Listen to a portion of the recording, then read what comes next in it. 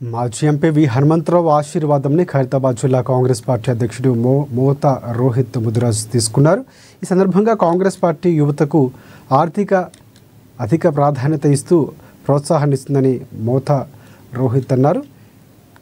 కష్టపడి పనిచేస్తున్న కార్యకర్తలు పార్టీ గుర్తించి తగిన స్థానం కల్పిస్తుందనడానికి తనకు డీసీసీ పదవిని అప్పగించడమే ఉదాహరణని ఆయన పేర్కొన్నారు. సీనియర్లు యువకులతో కలిసిపోయి రెట్టింపు ఉత్సాహంతో పార్టీ కోసం నిరంతరం కష్టపడి పనిచేస్తారని మోతా రోహిత్ అన్నారు.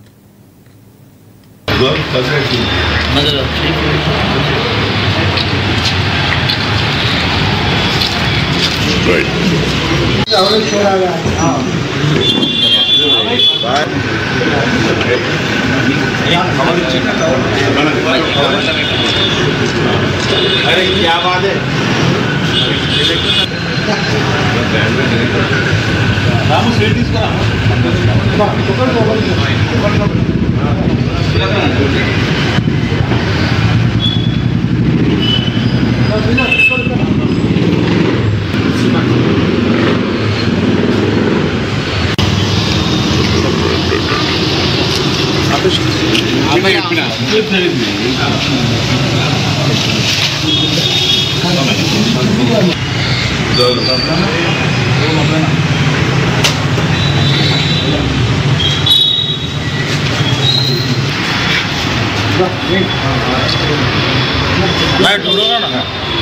రెండు 2014 కాంగ్రెస్ పార్టీ అధికారం కోల్పోయినప్పటి నుంచి తిరిగి 2023 డిసెంబర్లో కాంగ్రెస్ పార్టీ తిరిగి అధికారంలోకి వచ్చే వరకు కాంగ్రెస్ పార్టీ తరఫున మరి ఆనాటి బీఆర్ఎస్ ప్రభుత్వం చేస్తున్న ఆగడాలను మరి వ్యతిరేకిస్తూ ప్రజల తరఫున పోరాడుతూ చేసిన పోరాటాలకు మరి ప్రతిఫలంగా ఈరోజు చేసిన కష్టాన్ని గుర్తించి కాంగ్రెస్ పార్టీ ఈరోజు నాకు ఖైరతాబాద్ జిల్లా అధ్యక్షునిగా నియమించినందుకు జాతీయ కాంగ్రెస్ పార్టీ అధ్యక్షుడైనటువంటి ఖర్గే గారికి, మా నాయకుడు రాహుల్ గాంధీ గారికి, సోనియా గాంధీ గారికి, కేసీ వేణుగోపాల్ గారికి, అదేవిధంగా నిరంతరం నా భుజం తట్టి నన్ను ఎంకరేజ్ చేసినటువంటి గౌరవ ముఖ్యమంత్రి రేవంత్ రెడ్డి గారు, మా పిసిసి ప్రెసిడెంట్ మహేష్ అన్న గారు, అదేవిధంగా అంబర్పేటలో మరి ఇప్పుడు కూడా నువ్వు పనిచేయరా నేను వెనకలుందని చెప్పేసి నన్ను వెన్ను తట్టినటువంటి పెద్దలు వి హనుమంతరావు గారు, అదేవిధంగా సొంత తమ్ముడిలాగా నన్ను ఎంకరేజ్ చేసినటువంటి గౌరవనీయులు రోహిన్ రెడ్డి గారికి కూడా మనస్ఫూర్తిగా కృతజ్ఞత తెలియజేస్తూ ఇప్పుడే వచ్చి పెద్దలు వి హనుమంతరావు గారి ఆశీస్సులు తీసుకోవడం జరిగింది.